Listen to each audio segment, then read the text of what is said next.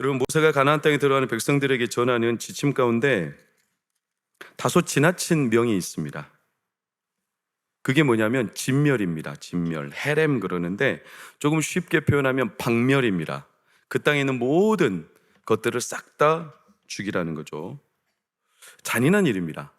대표적인 구절로 신명기 13장 7절 8절을 보면 내 사방을 둘러싸고 있는 민족, 내게서 가깝든지 내게서 멀든지, 그 가나안 땅에 대한 민족들을 말하면서 8절에 너는 그를 따르지 말며 듣지 말며 긍휼히 여기지 말며 애석히 여기지 말며 덮어 숨기지 말고 용서하지 말고 다 진멸하라. 그래서 15절에 진멸, 가축을 칼날로 다 진멸하라. 그리고 17절 너는 이 진멸할 물건을 조금도 손도 대지 말라. 아주 과도한, 지나친, 왜 이런 명령을 하셨을까? 반문이 드는 게, 이렇게까지 치를 떨며 가나안 땅을 쓸어버리실 것 같으면 애초에 가나안 땅을 뭐하러 들어가게 하시는가? 가나안 땅 말고 다른 좋은 땅도 많이 있었을 텐데, 이 의문이 듭니다. 여러분, 무관용의 원칙이 오늘 말씀의 요지죠. 하나도 남기지 말고. 왜? 기독교 역사상 이런 말씀들을 곡해해서, 참 아픈 역사인데 미개한 문명이라 하여 기독교 이름으로 싹 쓸어버린 사례들이 제법 있어요. 잘못된 해석이죠. 그러나 우리는 생각해 볼 수 있어요. 하나님은 가나안 땅에 대해서 들어가게 하시는데, 그렇게 악한 땅이라면, 그렇게 나쁜 땅이라면 애초에 그 땅 말고 다른 데로 들어가게 하시지 굳이 그 땅을 다 쓸어버려야 하실까? 민수기 13장 5절을 보면 그들의 악 때문이라고 하나님 말씀하시죠. 악을 제할지니라. 여러분, 악이, 가나안에는 악이 흘러요. 악이. 이 밑바탕에, 삶의 근저에, 사람들의 생활 습성에 악이 깔려 있어요. 악이 뭘까? 저는 일반적인 악에 대한 개념에서 시작해서 가나안 땅으로 적용하고 우리의 삶으로 적용해 보겠습니다. 악은 히브리어로 라 그러는데 나쁜 것 그러죠. 근데 정확하게 말하면 하나님 보시기에 나쁜 것, 이게 악이에요. 그럼 반대로 창세기 1장 31절을 보면 하나님이 지으신 모든 만물이 보시기에 심히 좋았다. 하나님 보시기에 좋은 것, 이게 뭐죠? 선. 하나님 보시기에 나쁜 것이 악. 그러니까 중요한 게 뭡니까? 겉으로 볼 때 선하게 보이냐 나쁘게 보이냐, 이게 아니라 하나님 보시는 관점에서 선하냐 나쁘냐. 그러니까 하나님이 지으신 모든 것들이 타락 이전에는 다 좋아했어요. 선했죠. 그렇습니까? 하나님 목적대로 하나님을 찬양하는 만물이었어요. 예를 들면 우리가 볼 때 굉장히 징그러워 보여도 하나님이 지으신 목적대로는 바퀴벌레는 대단히 아름다운 거, 귀해. 구더기 징그럽다고요? 치료약이에요. 치료약. 거머리 만져보지도 못했죠. 거머리 모르시죠? 뭔지 아십니까? 저는 시골에서 자랐기 때문에 이렇게 논두렁을 지나가면 거머리가 한 4-5마리는 붙어 있어. 친절하게 내 피를 빨아주고 있어. 그럼 자연스럽게 제 피가 이게 혈액순환이 돼. 의료용이에요, 의료용. 모든 인간의 의술의 발전은 모기에서 왔어, 모기에서. 모기를 연구함으로 인해 인간에게 질병이 왔지만, 모기 때문에 물려서 질병도 오지만, 뭐 댕기열, 말라리아, 그러나 이걸로 인해서 인간의 의술도 어마어마하게 발전했어요. 지금도 모기를 데리고 모기를 애지중지하면서 모기 때문에 인간의 의술을 발전시키는, 승화하는 의사들이 얼마나 많은지 몰라요. 대표적인 사람이 페라는 로스인데, 이 사람은 하루에도 모기를 엄청 물려. 제일 많이 물렸을 때가 하루에 5,000마리한테 의도적으로 모기를 물리는데, 못 믿으실까봐 사진 한번 봐봐요. 이렇게 물려. 얼마나 징그러워. 물리고 나면 어떻게 되냐? 팔뚝이 이렇게 막 붉어올라. 우리는 막 징그럽죠. 끔찍해. 그러나 페랄로스가 보시기에 심히 좋았더라. 그 사람의 목적에는 모기가 너무나 좋은 거예요. 응? 여러분, 이게 선과 악의 분명한 기준이죠. 거꾸로 말하면 내가 보기에 안 좋은 것은, 우리는 아무리 보기 좋아도, 남들이 보기는 좋아도 내가 보기 안 좋으면 벌레 취급합니다. 맞습니까? 이게 얼마나 급격한지. 여러분, 가장 대조적인 신뢰를 한번 들까요? 사무엘하 11장 27절을 보면 다윗은 하나님의 사람이죠. 그러나 밧세바 사건 때 하나님이 딱 명확하게 거두절미하고, 빨간색 시작, 여호와 보시기에 악하였더라. 하나님 보시기에 다윗, 하나님의 마음에 합했던 그도 하나님 보실 때 악했다. 순간. 왜? 밧세바 사건이죠. 왜 악했을까? 우리는 잘 알죠. 다윗이 왕이 되었죠. 그러나 다윗이 왜 왕으로 간택을 받았냐면 그가 목자의 심정으로 백성을 바라보고 다스리라는 겁니다. 자기 양떼를 돌보듯이. 그래서 목자였던 다윗을 선택하신 거죠. 그런데 이런 다윗이 그 순간 밧세바를 목자가 아니라 왕으로, 밧세바를 일개 백성으로, 양이 아니라 일개 백성으로, 왕이 백성을 마음대로 부릴 수 있으니까, 그러니까 그 순간 다윗은 밧세바를 자기 마음대로 할 수 있는 왕이 되어버렸어요. 하나님이 왕이신데 하나님의 자리에 누가 섰어요? 다윗이 선 거예요. 그러니까 하나님 보시기에 악했다 그랬어요. 하나님이 방금 전까지 선하다고 했다가 조금 지나면 악했다고 했다. 하나님이 변덕스러운 게 아니라 우리의 마음이 이렇게 미세해요. 아주 미세한 차이가 있어요. 금세 하나님 중심이었는데 금세 사람 중심으로 바뀌어버려요. 금세 하나님 보시기에 좋았던 대로 선택했다가 금세 자기가 보기 좋은 대로 선택해버려. 이게 미세한 차이예요. 여러분, 요즘에 후쿠시마 오염수 방류 때문에 많은 이슈가 있지만 거기에 대해서 저는 뭐 판단하고 싶지는 않아요. 여러 가지 지평이 있고 특히 거기는 정치적인 어떤 이런 견해들이 개입되는 순간 막 혼란스러우니까 좀 두고 봐야 될 텐데, 중요한 것은 거기서 이제 삼중수소가 나온다는 거죠. 삼중수소가 뭡니까? 수소는 그러니까 이제 양성자만 있어요. 근데 양성자 수소에다가 중성자 하나가 플러스가 되면 이게 중수소가 되죠. 근데 여기다가 또 중성자 수소가 하나 또 플러스 되면 이게 이제 삼중수소예요. 이거는 불안정해. 그런데 능력은 탁월해. 이 삼중수소는 그 자체가 핵 방사능 물질이 있어요. 그러니까 그 자체가 방사능의 능력이 있어요. 여러분, 방사능이라는 게 다 나쁜 게 아니에요. 여러분, 엑스레이, CT 다 방사능이에요. 그게 있어서 우리를 촬영하는 거예요. 그러니까 우리 일상생활에도 빗물을 통해서 삼중수소가 다 있어요. 다만 인체에 해롭지 않을 정도의 수준인 거죠. 그러니까 이거는 삼중수소라고 해서 다 나쁜 건 아니지만 이거를 잘못 활용하면 누가 보기에 좋은 대로 활용하느냐에 따라 최고의 능력이 될 수도 있고 최악의 물질이 될 수도 있는 거죠. 그게 이제 양성자의 중성자 이렇게 플러스된 거예요. 그럼 양성자, 중성자보다 진짜 단연 으뜸인 것은 강성자. 함부로 하시면 안 돼, 우리 강성자 선생님한테. 미세한 차이예요, 이게. 세상의 흐름 속에 사람이 자신도 모른 채 어떨 때는 하나님 보시기에 좋은 중심으로, 어떨 때는 사람 보시기에 좋은 중심으로 이게 왔다 갔다 해요. 그러니까 악이라는 것 자체가 그 외적으로 악해 보이는 게 아니라 누가 보느냐의 관점에 뿌리를 두고 있어요. 그럼 겉으로 선해 보여도 악한 사람들, 속에 흑심을 품은 사람들 있어요, 없어요? 있죠. 겉으로는 완전 깡패예요. 건달이요. 험악하게 막 생겼어요. 그런데 속은 여리여리 해가지고 막 순진무구한 남자들이 있어요. 저는 겉으로는 이렇게 순해 보이는데 속은 악덩어리야. 저도 가끔 제 자신에게 놀랄 때가 있어요. 여러분, 이게 악이에요. 악은 참 한자로 보면 재밌어요. 악을 한번 보시겠어요? 악이 이거잖아요. 그러니까 악을 풀어서 쓰면 버금아자에다가 마음심자예요. 한자는 참 재밌는 해석들이 가끔 나오죠. 버금이 뭡니까? 버금이? 으뜸 다음에 버금이죠. 그렇죠. 그러니까 이제 악이라는 것이 으뜸이 되지 못한 마음이에요. 난 으뜸이 돼야 돼. 그런데 으뜸이 되지 못했어. 그러니까 자꾸 뭘 느껴? 질투를 느껴, 시기를 느껴. 저 사람이 싫어. 그래서 악이라는 단어가 다른 의미도 있죠. 싫어할 오라는 뜻도 있어요.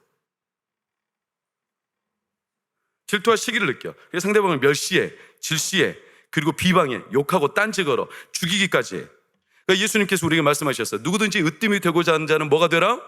종이 되어야 하리라. 왜냐? 으뜸이 나쁘다는 게 아니라 으뜸이 되고자 하는 마음에서 이미 악이 시작된다는 거예요. 그래서 상대방을 멸시해, 자기 눈에 벗어난 거면 안 좋은 거예요. 하나님 중심이 아니에요.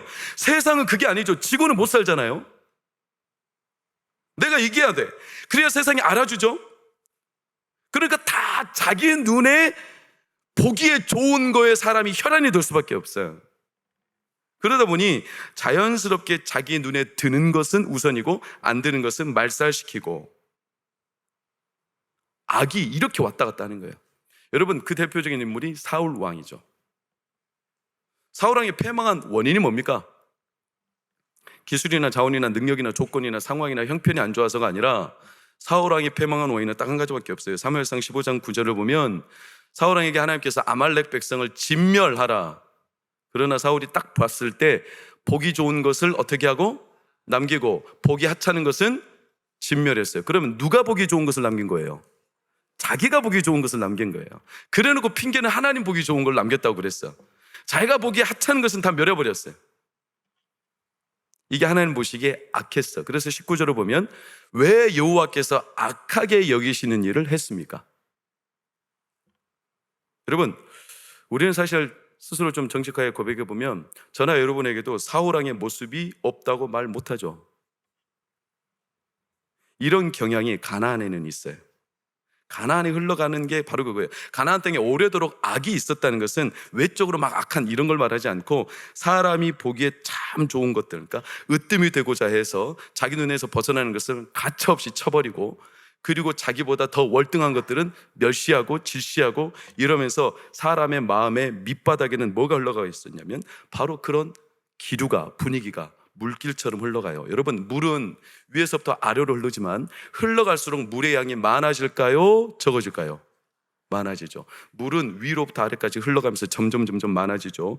마찬가지예요. 가나안 땅도 이 흘러가는 이 분위기가 갈수록 세월이 흐를수록 더 세집니다. 으뜸에만 주목하죠. 눈에서 벗어나는 것은 관심도 두지 않죠. 그러니까 자기 눈에 벗어나는 것은 내치고 다 좋은 것, 자기 눈에 보기 좋은 것만 다들 추구하니까 같은 거, 사람들 눈이 다 똑같거든. 거기에요. 그 뭐가 일어나요? 과열 경쟁이 일어나죠. 서로 앞서야 되니까. 과열 경쟁은 생존 경쟁으로 바뀌죠. 내가 살기 위해서는 상대방을 짓밟아야 되는 일들이 부지기수로 일어나는 거예요. 이게 분위기인 거예요. 그 속에 살면 우리는 어떻게 될까요? 나도 그렇게 되지. 왜? 분위기가 그렇거든. 더 나아가 그렇게 사는 게 당연하게 느껴질까요?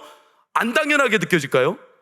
당연하게 느끼지. 아니, 태어날 때부터 그런 세상에서 태어났어. 우리 자녀들은. 우리 어른들도 그럴걸요? 그러니 그런 가나안에 흘러가는 분위기가 다 당연해. 이게 악으로 안 느껴져. 평범한 거예요. 누구나 다 그렇게. 제가 전에 말씀드렸잖아요. 나치가 유대인을 학살한 이유가 소위 말하면 아리안족의 부흥 때문에 그래요. 그러니까 이 독일인들이 아리안주의죠. 아리안족이죠. 이 아리안족들은 자기 민족의 우월함, 으뜸이죠, 으뜸. 그러니까 자기들의 눈에 벗어난 민족은 싹 다 말살시키는 게 이들이 볼 때는 당연한 거였어요. 그래야 우월한 민족이 계속 보존될 거 아니에요. 그래서 그렇게 잡아다 죽인 거예요. 근데 아픈 것은 그런 나치 정권을 뒤에서 지지하고 후원했던 사람들 가운데 목사님들도 다수 있어요.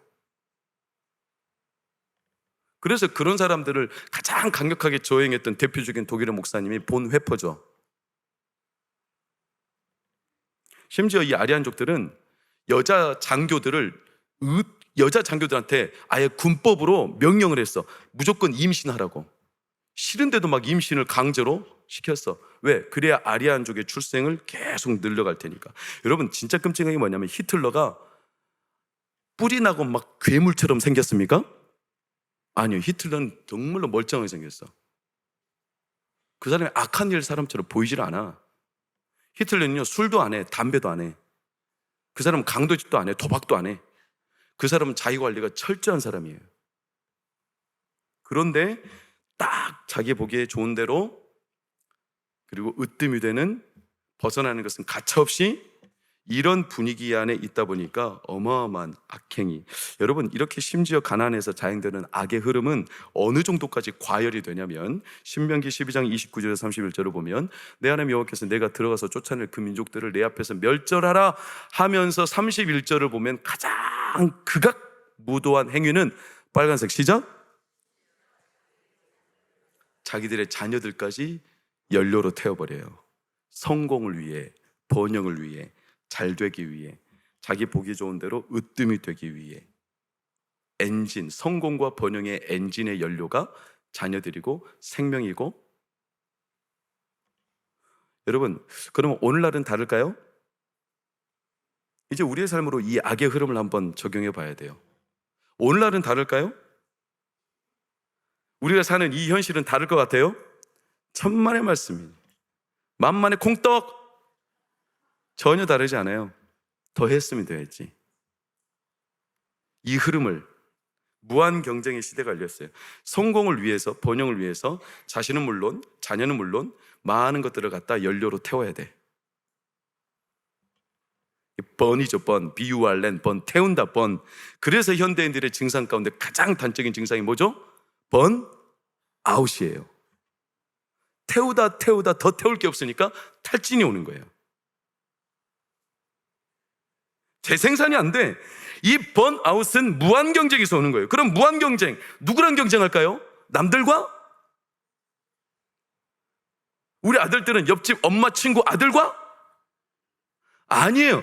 표면적으로는 남들과, 엄친아 엄마 친구 아들과 경쟁을 하는 것 같지만 진짜 경쟁의 대상은 자기 내면 안에 있는 불안과 두려움이에요. 무슨 말이냐? 다 그 오래된 분위기 안에서, 이런 경쟁의 흐름 안에서, 이런 가나안의 흐름 안에서 자기도 모르게 남들과 동일한, 그보다 더한 삶을 살아내지 못하면 도태당하고 밀리고, 나는 찌그러져야 되고, 나는 결국에는 망해야 되고, 나는 어쩔 수 없이 이 세상에서 버림받아야 되고, 이런 불안이 내 안에 나도 모르게 흘러, 본능으로. 그러니까 거기에 대해서 나도 발을 맞출 수밖에 없어요. 그러니 악이라고 생각이 안 들죠. 그래서 계속 태워. 그래서 아웃이 돼. 탈진 증후군. 결국 상대방에 대해서 내가 못하면 상대적인 박탈감, 이런 것들이 계속 우리의 삶에 노출되어 있어요. 세상의 흐름이 갈수록 더하죠. 그렇게 노출되다 보면 인생의 피로도가 아주 높아져. 여러분, 아무리 단단한 금속이라도 오래도록 공기의 저항을 받거나 빗물이 스며들어가고 그러면요, 금속도 피로도가 높아져서 쪼개져요. 아십니까? 인생은 더하죠. 여러분, 제가 전에 한번 말씀드린 적이 있을 텐데요, 알로아 243편 어떻게 됐죠? 비행기 날아가다가 뚜껑이 열려버렸네. 이러면 사진을 딱 보여줘야 되는데 멀티신이 나랑 센스가 안 맞네. 센스가 안 맞으면 내 뚜껑이 열려버리네. 뚜껑이 왜 열렸어요? 여러분 생각해 보세요. 아니, 멀쩡한 비행기가 날아가다가 뚜껑이 열렸다니까. 왜냐하면 금속 피로도가 있어. 비행기도 겉으로 볼 때는 아주 단단해 보이잖아요. 이 비행기를 만드는 이 기체 자체가 굉장히 단단한 금속이죠. 아시죠? 그런데 오랜 세월 비바람을 맞고, 그러니까 금속이 자기도 모르게 균열이 있어, 균열이. 근데 이게 사람 눈으로는 안 보여요. 그러니까 멀쩡하게 정비사들이 정비는 했다고 하지만 이 금속이 피로도가 높아지면서 날아가는데 어마어마한 센 바람, 공기의 저항이 있죠. 그래서 날아가다가 뚜껑이 열렸어. 다 안전벨트 덕분에 살았지만 한 분의 승무원은 그들을 돌보다가 추락했어요. 여러분, 우리도 어떻습니까? 여러분, 한 주 동안 뚜껑 자주 열리죠?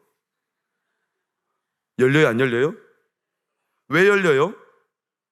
나도 몰라. 이런 흐름 안에 있다니까? 괜히 내가 뚜껑이 열릴 때가 너무나 많아. 그러니까 자기 눈에서 딱 볼 때 벗어나면 뚜껑이 열려. 응? 자녀도 내 새끼는 그나마 참아주지만 남의 새끼가 그러면 뚜껑이 열려. 응? 지 부모는 누구야 도대체? 그러니까 내 새끼는 이쁜 새끼, 남의 새끼는 그냥 나쁜 새끼. 응? 어떤 엄마가 자기 아이가 아파서 막 약국으로 불이 나게 뛰어갔어요. 근데 약사가 막 이것저것 물어. 그런데 뜬금없이 아들이 천재인가요? 에? 아들이 천재인가요? 와, 약사, 우리 아들 천재인 거 아픈데도 어떻게 알아보지? 아니, 아들이 첫째냐고요. 첫째. 엄마 귀에는 다 그런 것만 들려. 지 새끼는 그렇게 이뻐. 뭔 말을 해도 천재래, 천재. 제 친구 목사님 사는 충북 제천에는 말도 안 되는 이야기 있어요. 이 집하고 앞에 길이 있어요, 길이. 근데 이 길들이 다 이 집 사유지고 이 집 사유지예요. 이 길이요, 동네 중심을 아주 편안하게 왕래시키는 길이에요. 근데 어느 날 이 두 집이 이웃이었다가 둘이 치고받고 싸웠어. 심각하게 싸웠어. 그래가지고 그 다음부터 여기를 막아버렸어. 이 집도 화가 나니까 여기를 막아버렸어. 온 동네 수만 명이 이 길을 통해 이렇게 돌아가. 어제까지는 이웃, 오늘 원수예요, 원수. 층간 소음 때문에 그 형제와 같은 이웃과 싸우고 칼부림 나. 분노장애, 인격장애. 왜요? 이런 세상의 흐름과 분위기 안에 있다 보니까 나도 모르게 그래, 뚜껑 열려. 악이라고 생각을 안 해. 다 그래. 언제가 PDF 수첩을 보니까 제목 자체가 적나라해요. 제목이 뭐냐면 새벽 배송에 연료가 되는 사람들이에요. 뭔지 알죠? 뭡니까? 택배죠, 택배. 물론 방송이기 때문에 과한 면도 없지 않아 있겠지만 팩트죠. 새벽 배송 여러분 아시잖아요. 우리나라가 택배가 얼마나 뛰어납니까? 오늘 밤 10시까지 주문하면 내일 아침 4시에 여기 도착합니다. 그럼 이 새벽 배송을 누가 할까요? 택배 기사들이 하죠. 야간 근무자. 야간 근무자는 일주일에 6일 동안 뭐 하냐면요, 저녁 10시에 나와서 새벽 4시, 5시까지 꼿꼿이 서서 쉬지도 못하고 그 일을 합니다. 물론 법적으로는 쉬어야 될 시간이 있어요. 그런데 물량이 너무 많으니까 이걸 언제 쉬어요? 과부하가 오죠. 탈진합니다. 뇌혈관이 터집니다. 몸이 경직됩니다. 그래서 쓰러져 죽습니다. 그들은요, 한 업체, 한 회사에, 한 기업에 승승장구해야 되니까, 회사가. 그럼 물량을 따내야 되니까. 그러려면 남들보다 연료를 더 태워야죠. 그럼 누가 연료가 되냐? 그들의 에너지가 연료가 되는 거예요. 이걸 제가 큰 소리로 말할 수 없어요. 왜냐하면 저 회개를 많이 해서 그걸 보고 저도 새벽 배송을 애착하는 사람이에요. 새벽 배송을 저 잘 시켜요. 왜냐? 저는 항상 마음이 급하거든. 책도 주문하면 yes 24 오늘 주문하면 내일 아침에 와. 여러분 좋아하시잖아요. 로켓 와우. 로켓을 쏴. 로켓을 쏘면 얼마나 많은 연료가 필요해. 그렇죠? 막 태워야 돼. 그래야 쏘는 거예요. 올라가는 거예요, 여러분. 안 그래요? 그러니까 참 로켓처럼 팡.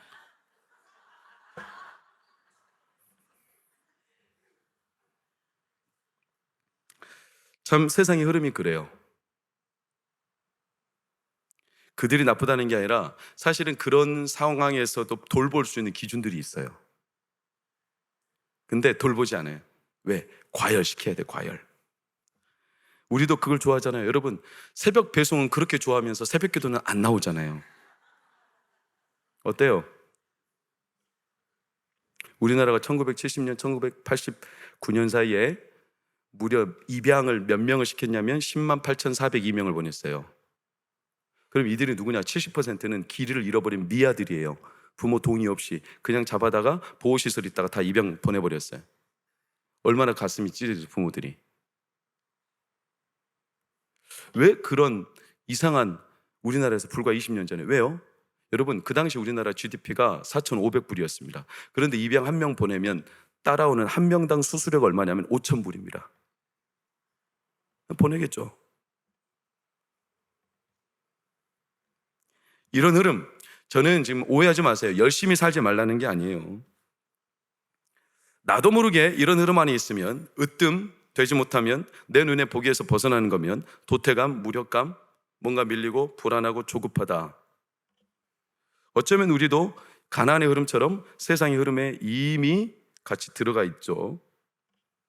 열심히 살지 말라는 말씀이 아닙니다. 오해하지 마세요. 중요한 것은 그 흐름에서 내 안에 진짜 기쁨과 원천이 사라지고 있다는 거예요.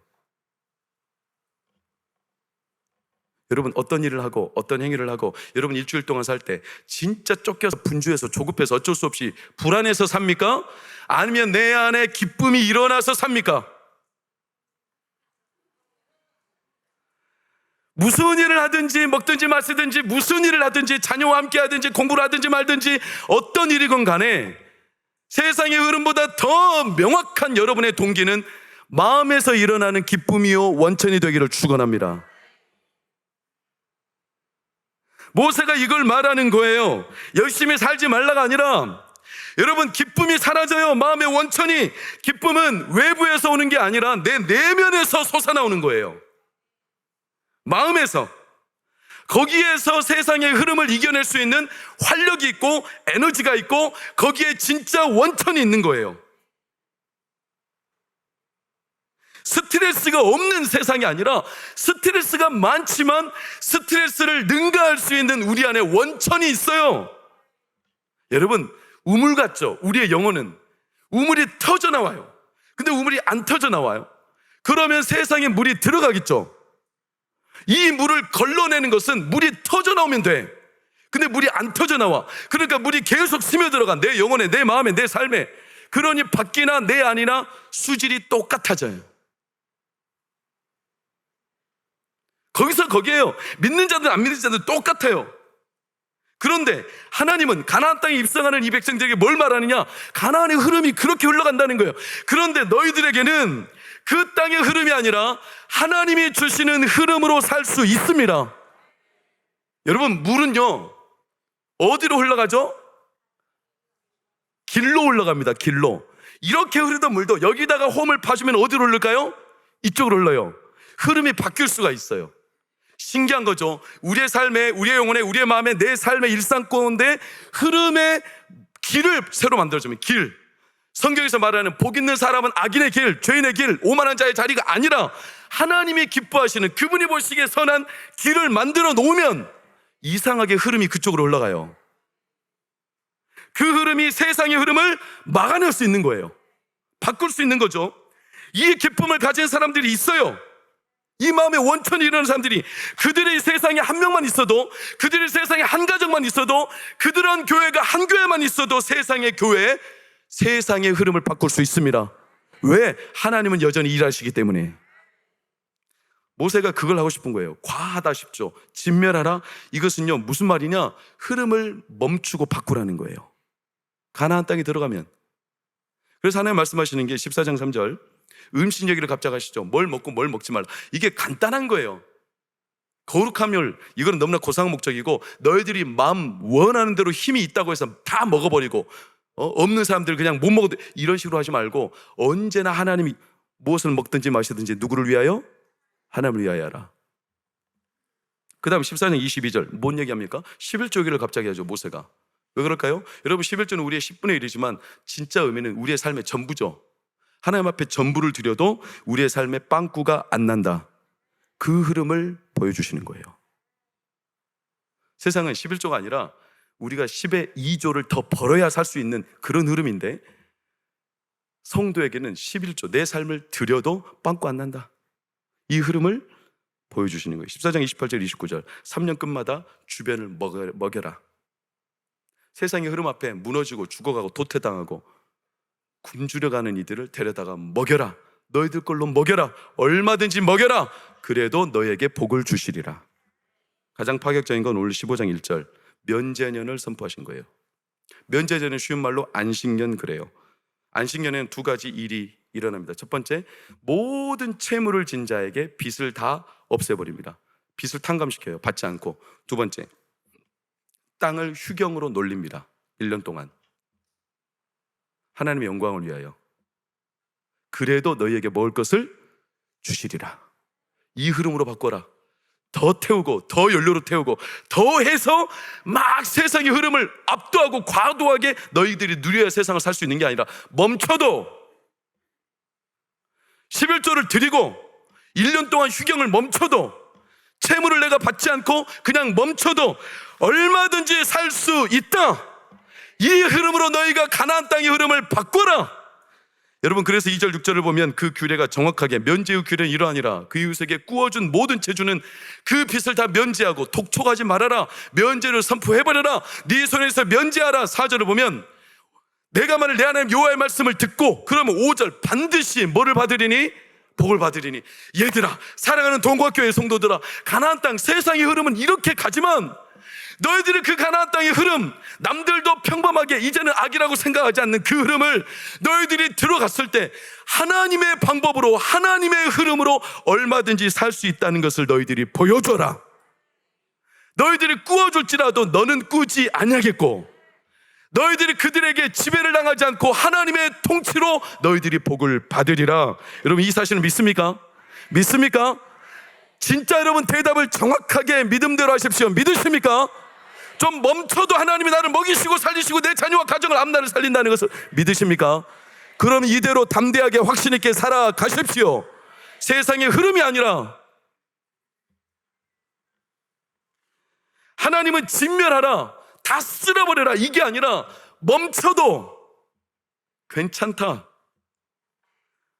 여러분, 멈춤은 그래서 섭리예요. 섭리. 하나님의 섭리. 너무 빨리 가니까 못 보는 것들이 얼마나 많아요. 속도전이잖아요. 그러나 멈추면 그때서야 보이는 것들이 있어요. 코로나19는 우리를 다 멈췄죠. 불과 3개월 전입니다. 5월 달에 이제 마스크 해제, 격리 해제가 끝났으니까. 코로나 3년 동안, 3년 반년 동안 어때요? 하나님 멈췄어요. 의도적으로.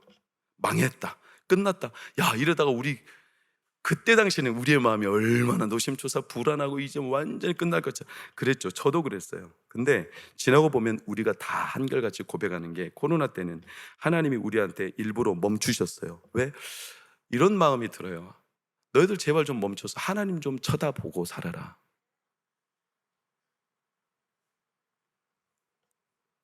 우리가 넘어진 김에 엎드려서 하나님 만나고 간다고 기도하고, 좀 하나님 좀 쳐다보고 살아라. 여러분, 저는 이 땅의 회복과 하나님 백성의 회복과 부흥을 믿습니다. 저는 담임 목사가 되고 1년 6개월 뒤에 코로나가 터졌어요. 초년생, 아무것도 몰라요. 앞으로 목회를 해야 될지 막 그림을 그렸는데 너무나 막막했어요. 여러분도 그랬죠? 선배 목회자 몇 분을 만나보면 되게 안타까워하셨어요. 그 당시 한국교회가 20만 명이 코로나 때문에 줄었다든가, 지금 10개 중에 4개가 교회 문을 닫았다든가, 주일학교는 10개 중에 6개가 사라졌다든가, 이런 이야기들이 공공연하게 들어오죠. 한국교회가 너무 어려워졌다. 그래서 선배 목회자들이 만날 때마다, 야, 우리 때는 그래도 한국교회가 부흥했고 사회적인 이미지도 좋았고, 근데 지금 갈수록 사회적인 이미지도 그렇고, 그리고 코로나 때문에 더 추락하고 있고, 어떡하냐, 너희들 참 불쌍하다, 이렇게 생각할 때, 말할 때마다 얼마나 마음이 불안하고. 아시죠? 우리 교도 2020년 4월에 공식적인 예배를 3개월 동안 딱 20%도 아니고 그때 20명 모여서 예배 드렸습니다. 제가 그때를 지금도 가끔 설교 영상을 되짚어서 리와인드해서 봐보면 막 눈물이 나요. 저렇게 예배를 드렸었구나. 여기다가 이렇게 아크릴판 대놓고. 이게 없어진 지 얼마 안 됐어요. 제가 처음에 아크릴판 이렇게 대놓고 설교할 때 얼마나 어색한지. 왜냐면 아크릴판이 이게 반사가 되잖아요. 그래서 설교를 하다 보면 내 얼굴이 여기 보여. 깜짝깜짝 놀래.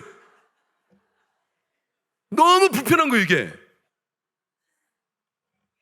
막 난리 났었죠. 우리 교회 새벽 예배 때 그 확진자 나와가지고 150명 확진되면서 이 지역 동장맘 카페 동광교회 송기도 목사 괴물 같은 놈 하면서 막, 나는 코로나 그때 걸리지도 않았어. 근데 막 내 여기 막 하늘을 충찬하고 찌르고 있어. 불안하고 어쩔 줄 몰라서 이것도 붙잡아야 되고 저것도 붙잡아야 되고 지금 당장 어떻게 해야 될지 몰라요. 이러다가 사람들 다 떠나는 거 아닌가. 여러분, 사울왕도요, 블레셋과 전쟁할 때 자기가 제사를 집례한 이유가 딱 한 가지였어요. 이렇게 미루다 사람들 다 떠나는 거 아닌가. 그러다가 자기가 선을 넘어버려요. 근데 참 돌아보니까 여러분, 신기한 게 뭐냐면 그 코로나로 쏟아지는 상황에서도 다 멈춘 것 같았죠. 신기하죠. 우리 장로들 다 아세요. 성도들도 아시잖아요. 그 20%밖에 못 드리고 때로는 20만밖에 못 드린 이런 상황에서도 기가 막히게 이상하리 많지 한 번씩 현장이 오픈되던 때가 있었어요. 전체는 아니지만 예를 들어서 한 300~400명까지 오픈되는 때가 있었어요. 기가 막히게 오픈이 되면 그때 우리는 뭐 했냐면 기간평도 했고 부흥회도 했고 365 전도도 그때 시작했고 전도 폭발도 코로나 때 시작했고 어와나도 코로나 때 시작했어. 딴 교회들은 이상한 것은 코로나 때 전도 폭발 멈추고 어와나도 다 멈췄어. 하던 것도 멈췄는데 우리 교회는 뭔 정신이지. 코로나 터지자 365 전도 시작하고 전도 폭발하고 어와나하고 40일 철학 다 했어. 안 한 건 있을지 모르지만 못한 건 또 없어. 멈춘 듯 보여도 돌아보고 나니까 이상하리만치 하나님은 멈추신 게 아니라 기도하는 일에, 전도하는 일에, 말씀으로 사는 일에는 하나님은 명확하게 지속해 오셨어요. 거꾸로 뒤집어보면 하나님의 보시기에 좋은 거, 가장 중요한 거, 교회가 놓치지 말아야 될 거, 기도하고 전도하고 말씀을 전하는 일에 하나님은 다른 흐름 타지 말고 기도하고 전도하고 말씀을 전하고 사모하는 일에는 멈추지 말라는 신호였어요. 제 마음에 주시는 감동도 그거였어요. 야, 선기도야, 너의 흐름을 타지 말고 성령의 흐름을 타라. 그래서 저는 믿어요. 하나님이 일을 시작하셨으면 하나님이 멈추시기도 합니다.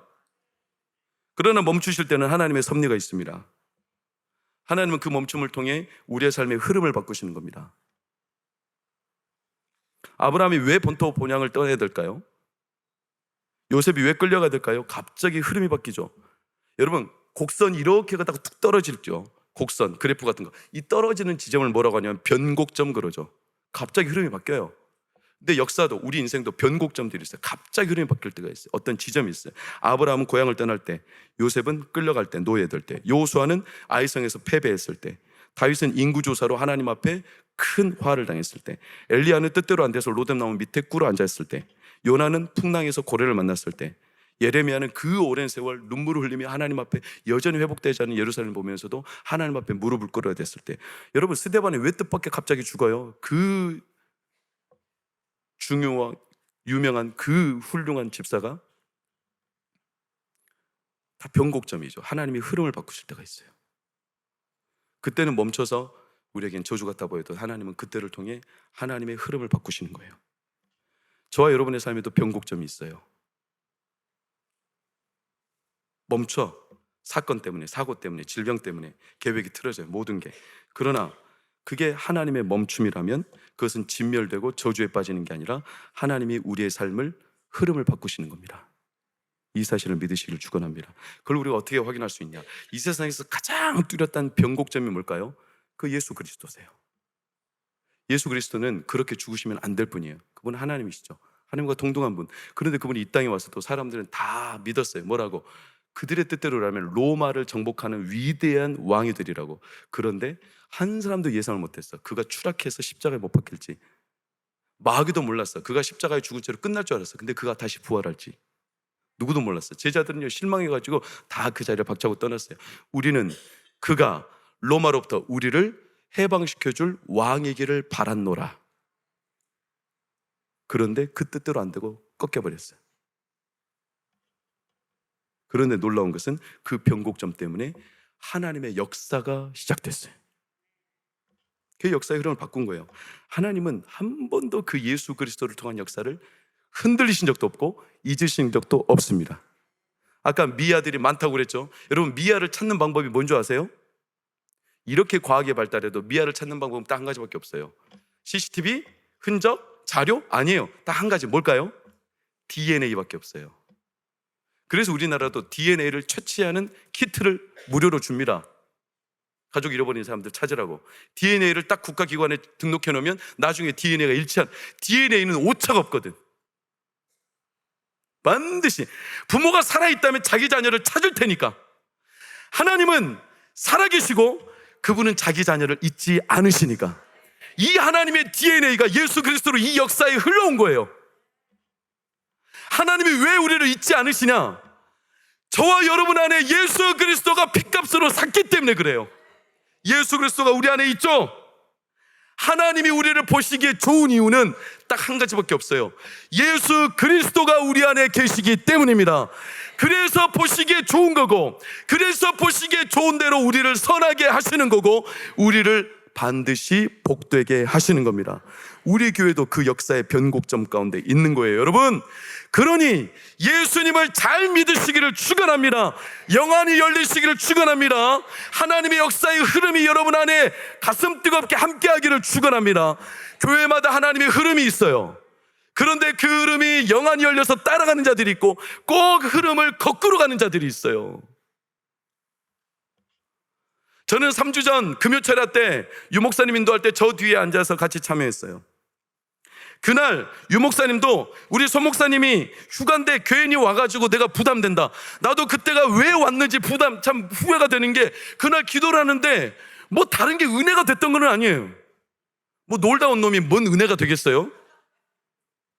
그런데 앉아있는데 하나님이 갑자기 기도하는데 가슴에 압박을 막 주시는 거예요. 그 압박이 뭐냐? 제가 올해 40일철야를 욥기 말씀을 해야 되겠다는 생각을 지난 1월인가 2월인가 작정을 했습니다. 욥기는 제가 참 접근하기 어려운 책이고 제가 참 부담스러운 책인데 이걸 해야겠다는 마음을 강력하게 주셔서 그때부터 욥기 말씀을 계속 묵상하고 준비하는데 이게 너무 고단한 거예요. 너무 힘든 거예요. 욥기의 인생이 나하고는 맞닿아 있잖아요. 너무 고단하기 어려운 거죠. 계속 가슴에 부담인 거예요. 그런데 그날 기도하는데 저기에서 40일차를 놓고 이제 하나님 앞에 어떻게 미래를, 어떻게 하나님의 뜻이 뭔지, 하나님의 보시기에 기뻐하시는 게 뭔지 이걸 고민하는데 갑자기 하나님 내 마음에 툭 하고 떨어주시는 게, 야, 욥기 가지고 40일 때 시작하면 늦을 것 같은데 다음 주 월요일부터 바로 욥기 새벽 기도해. 이 마음을 제 마음에 툭 던져주셨어요. 하나님 아시죠? 저 너무 힘들어요. 제 일상이 너무 피곤해요. 저 그냥 이렇게 흘러가는 것도 빡세요. 하나님 아시잖아요. 하나님 좀 봐주세요. 저 이렇게 작정하고 나면 해야 되는데 내 발목이 족쇄차면 이거 어떡합니까 하나님. 그랬더니 하나님 마음속에 이런 감동이 있어요. 야, 개척교회 목사들은 새벽은 물론 주일 오후 수요 철야 싹 다 해줘. 너 써주는 걸 감사합니다 해라. 네, 아멘, 감사합니다 하겠습니다. 그래가지고 이틀 뒤 바로 새벽 기도부터 욥기를 한 거예요. 하나님의 감동 때문에, 감동까지도 아니에요. 하나님이 주신 압박감 때문에, 해야 되겠다는 생각 때문에. 왜? 하나님의 흐름이 있기 때문에. 내가 보기에, 내가 생각하기에, 내가 바라기에 흐름이 아니라 하나님이 올해 우리 교회 안에 이루어 가실 흐름이 있기 때문에 저는 그 흐름을 믿어요. 그 역사를 믿어요. 여러분 믿으십니까? 믿으십니까? 그렇다면 멈춤, 하나님께서 여러분의 삶에 때로는 멈추게 하신 것들이 있어도 그것 때문에 너무 고민하지 마시고 오히려 멈춤 때문에 하나님의 섭리가 있음을 믿고 하나님의 보시기에 좋은 대로 여러분의 삶에, 가정에, 여러분의 여생을, 흐름을 바꾸신다는 사실을 믿고, 여러분 세상의 흐름이 아니라도 기도하면 말씀 가운데서도 능히 세상에서 잘되게 하여 주십니다. 복되게 하십니다. 하나님이 자존심이 있죠. 하나님도 자기 나름대로 목적이 있죠. 내 자녀가 세상의 흐름을 못 타가지고 망했다. 하나님이 누가 그 말을 듣고 싶겠어요? 아버지 하나님이. 적어도 내 자녀가 세상의 흐름대로 못 살았지만 그럼에도 불구하고 내 뜻, 내가 보기에 좋은 대로 살다 보면 하나님이 내 자녀 보란듯하게 세상에서 살아낼 수 있고 살게 하시고 남들보다 더 잘되게 하시고 우리의 자녀들 세상의 공부에 좀 뒤처져도 다니엘처럼 하나님 앞에 무릎 꿇고 기도하면 10배의 지혜를 주셔서 세상의 지혜와 지식보다 뛰어난 하나님의 자녀들로 자라가게 하심을 하나님이 보여주고 싶고 하나님이 그 흐름을 우리 동광교회에 시작하셨으니 여러분 담대하게 믿고 이 걸음을 함께 따라가시기를 축원합니다. 그리고 이 걸음 가운데 은혜 누리시기를 축원합니다. 기도하겠습니다. 하나님 감사합니다. 우리의 인생에 멈춰진 시간들을 보면 변곡점입니다. 왜 멈추셨는지 잘 모르지만 세상의 흐름을 멈추고 하나님의 흐름으로 바꾸시는 하나님의 섭리인 줄 믿습니다. 때로는 내 삶이, 내 사업장이, 내 인생의 행로가, 내 계획이 멈춰지고 갑자기 틀어졌어도 그 때문에 우리가 주저앉고 좌절하고 한탄하고 낙심할 것이 아니라 하나님의 흐름을 간파하고 밝히 하는 영안을 열어 주시옵소서. 하나님 우리를 잊지 않으시기에 이미 예수 그리스도로 그 변곡점으로 우리를 하나님의 자녀 삼으셨기 때문에 예수님을 믿는 자마다, 예수 그리스도를 구주로 고백하는 자마다 그 가정과 그 자녀들이 구원 얻을 줄 믿습니다. 이 시간에도 예수 그리스도로 말미암아 우리의 성도들을 복 주실 줄 믿습니다. 하나님의 눈은 우리를 떠나신 적이 없고 예수님으로 인하여 그 가정마다, 그 삶마다 하나님이 가장 복된 결과로 인도하실 줄로 믿습니다. 주님, 우리에게 이 영안을 볼 수 있는 눈을 열어 주시옵시고 이 흐름이 우리 가운데 기쁨으로 다가올 때 담대하게 힘있게 우리 동광교회는 하나님이 이루기를 원하시는 하나님의 성령의 행진과 성령의 역사가 마음껏 펼쳐지도록 우리 성도들과 함께 동행하시며 하나님의 복락의 역사를 베풀어 주시옵소서. 이제는 우리 주 예수 그리스도의 은혜와 하나님의 크신 사랑과 성령의 감화감동 교통으로 평안 인도하심이 오늘 주의 말씀 앞에 우리의 삶에 멈춤이 있고 변곡점이 있어도 그 때문에 우리가 틀어지고 좌절하고 낭망하는 것이 아니라 오히려 멈춤은 하나님의 섭리요 세상의 흐름이 아니라 하나님의 흐름대로 우리를 이끌어내시며 흐름을 바꾸시며 우리를 복되게 하시며 병든 이들을 치료하시고 가정을 회복하시며 이 나라 이 땅 이 민족 우리 동광교회 안에 하나님의 복을 마음껏 부어주시기 위한 하나님의 섭리임을 믿고 담대하게 그 길을 따르기로 소망하는 우리 모든 성도들, 그들의 가정, 자녀들과 한우들의 미래 가운데 영원히 함께 하시기를 간절히 축원하옵나이다. 아멘.